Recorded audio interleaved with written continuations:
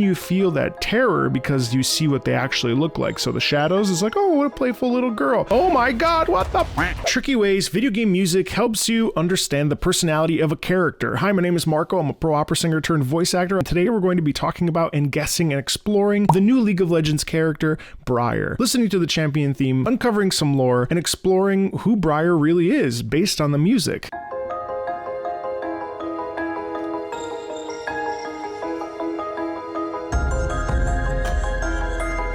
The way that the piano plays, there is an inherent playfulness in this. I believe it's called Briar the Restrained Hunger. And I saw an image. So Briar is in a straitjacket, it looks like, and she has big teeth and is hungry. So automatically you would infer, based off of the images, that Briar is actually a dangerous character. But the way that this music plays right at the start here, it's actually quite playful and a little bit even joyous. So we have to look at the three-dimensional aspects. We're given pictures, which helps us visually understand the character. We're given audio, in this case music, which is inferring more of the personality. The music is helping us get a three-dimensional view of who Briar is as a character. Let's keep listening.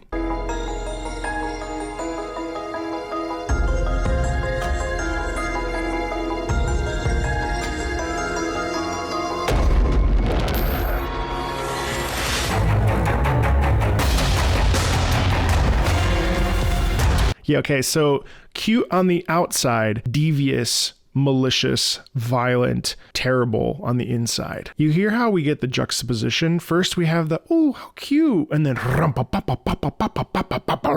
that is used to make us afraid. Now let's rewind just a second and you'll hear this shift one more time, okay? Check this out. Playful, friendly, mysterious,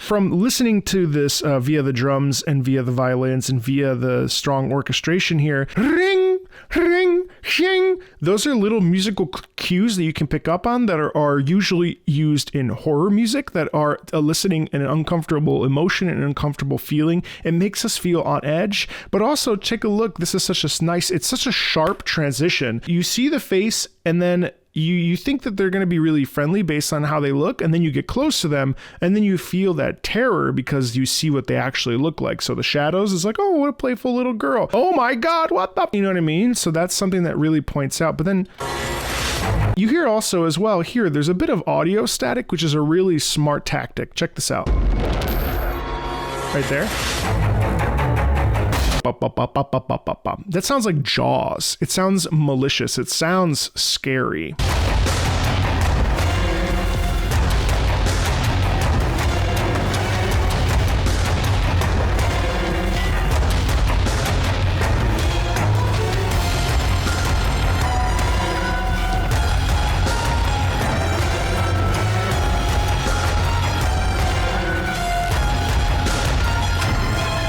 Do you hear this disjointed melody that's happening in the violin up top? And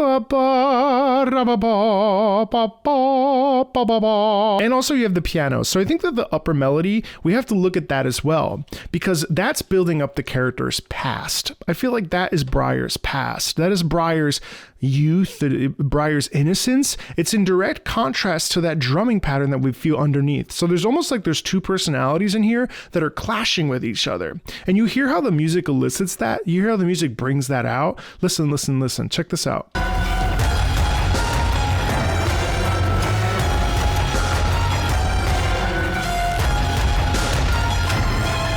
You hear how there's two like opposing forces? Ya da ba ba ya ba ya ba ba bum bum, like dissonance on both ends of the spectrum there that causes a feeling of discomfort, and we understand that Briar's not all there, that there's something dangerous, something to be careful about when we're dealing with Briar.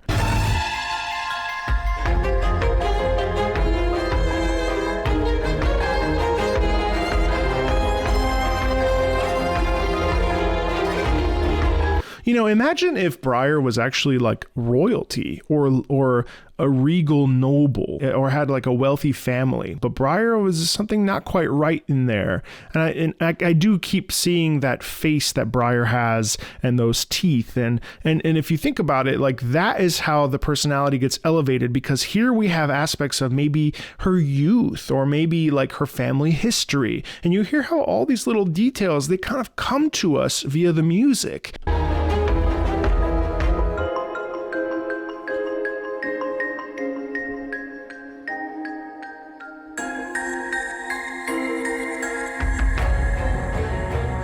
But that's an interesting little corner, because it actually sounds like almost like Briar. Think about it. Now just make something up here, because anything is technically correct. Let's remove ourselves from the context of who Briar is as a character. This music can be interpreted in a million different ways. And one of the ways that I'm interpreting it is from a feeling of sadness. Like there was a loss that happened, and all of a sudden Briar was left with nothing. It's almost like her parents died, or a partner died, or someone close to her passed away, and she was left with nothing, and almost to the point that it brought her to a mental breakdown. We know what she looks like, but now how do we take that and extrapolate not only what the truth is based on what the writers have created for us, but also for our emotional curiosity about what the music is inferring,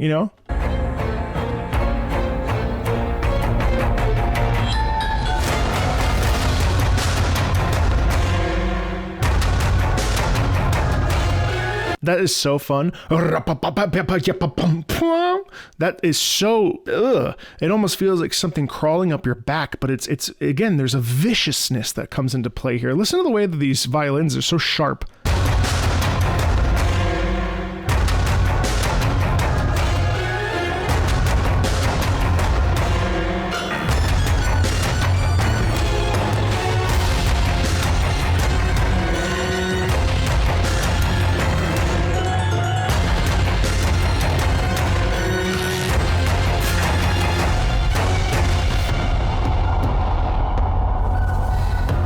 And I think that that's really an interesting component, is that even though we have this real heft in this, there are these little moments of playful youth that I think come across and help me anyway, and hopefully help you too, understand that maybe Briar is actually like a pure being, minus the fact that she over time has become this almost like a vampire-like quality about her, that was a gradual process, but we never lose the thread of that young innocence that's in there. You know what I mean?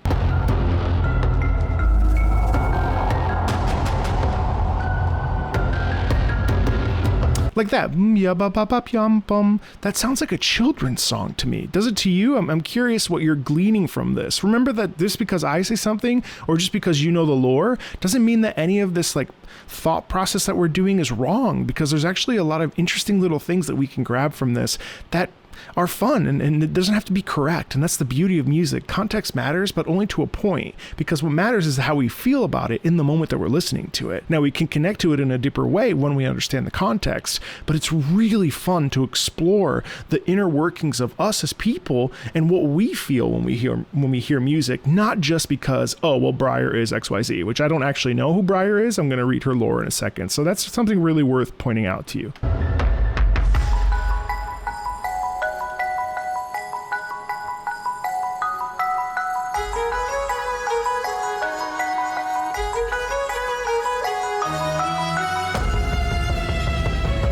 There's another prime example.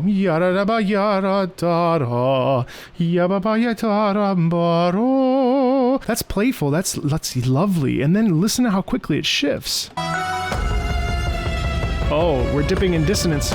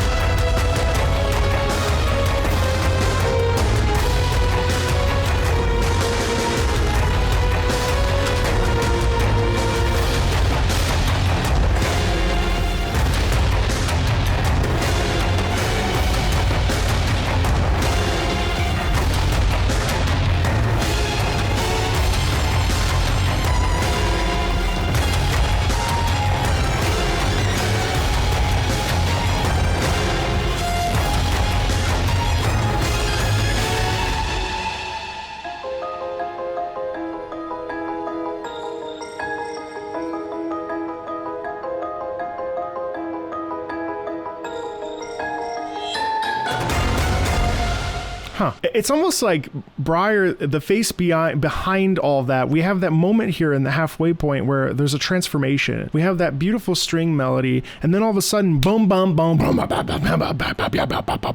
and that's when the shift happens. Whatever that shift is, or whatever that moment is, or whatever, that's what occurs and causes Briar to like pivot away from maybe who she was trying to be or who she was raised to be, and suddenly she is the feeding frenzy, or the whatever they call her. What do they call her? They call her the restrained hunger. I don't know. It's very interesting. Let's check out the Briar cinematic. I haven't seen this. Soldier! She's got blood!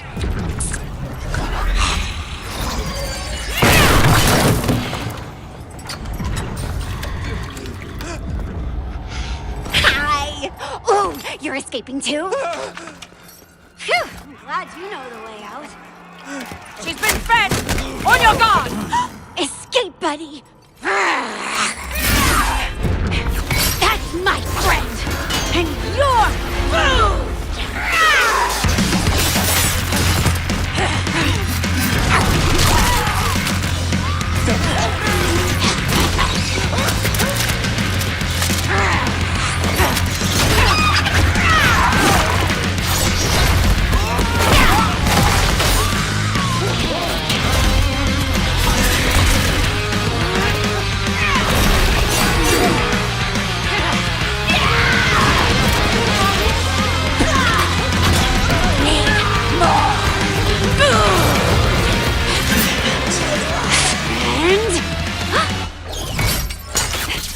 Wasn't that fun? Huh.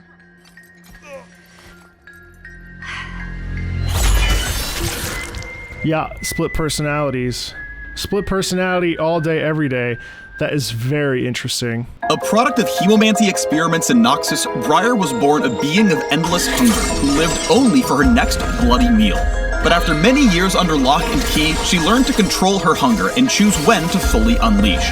Now she's free and learning who's friend and who's food.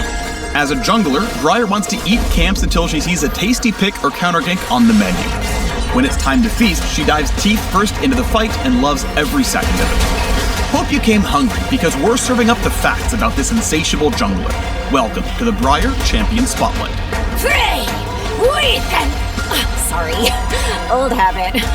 It's like Dr. Jekyll and Mr. Hyde. That's very interesting. I dig that. Let's look at her lore, because I'm super into this.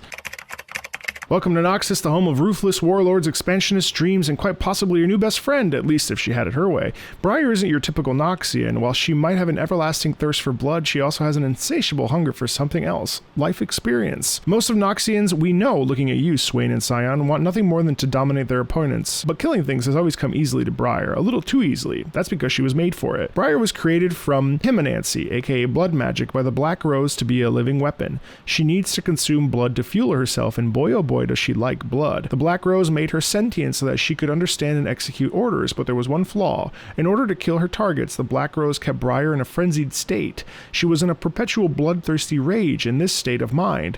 Briar's intelligence and vocabulary basically dwindled down to, more blood. She really only went on 2 missions, reveals narrative lead Max Folkman, and both times she failed by the Black Rose's standards because she was uncontrollable. She actually killed too many other people, so Briar knows that she was a failed experiment. That's part of her burden now. She's redefining herself. Briar not only killed her targets, but anyone who stood in her path. For the calculated and discreet Black Rose, she proved to be more a liability than an asset. After Briar failed her first mission, the Black Rose put her in a pillory until they knew her next target, and after failing that mission, she was captured by Swain's forces and confined to a cell in a holding facility. Needless to say, the pillory stays on.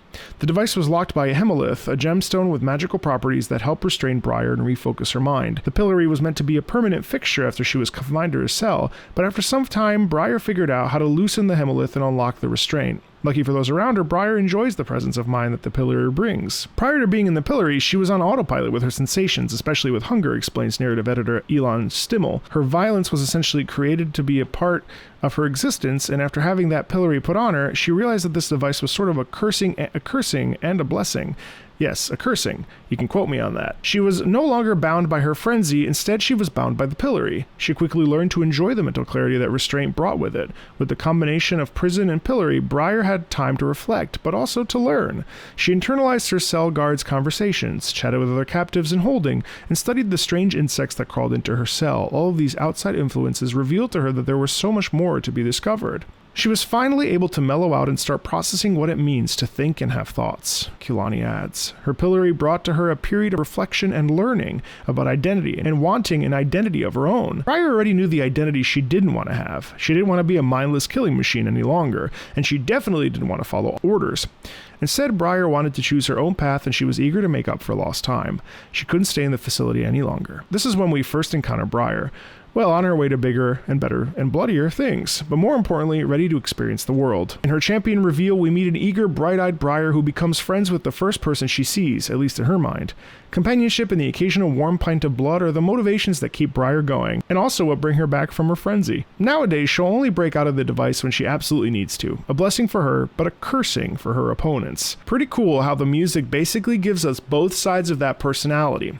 Now, I was a little wrong in some ways. It wasn't about a troubled past or a difficult trauma. It was being locked into this cell, being put in that pillory, learning how to harness and control her powers between the pure version of her that just wants friends, and of course the frenzied killer version. And you hear that in the music so abundantly clearly, both in the beginning and in the middle. We get the juxtapositions between playful friend and dangerous enemy, and it's really, really fun to experience. I hope you enjoyed listening to this with me because there's so much to uncover just from music alone when it comes to understanding character personalities. After all, character music is written with the intention of telling a story about who a character is and where they're coming from and what they've experienced. It gives us a 3D look at characters that sometimes visuals alone can't provide. Lore helps, but music really enhances that experience to a whole nother level. Anyway, keep your eyes here for more on the series. Feel free to like and subscribe. If you want to support me on Patreon, I always appreciate that. And yeah, thanks a ton, and I'll see you later.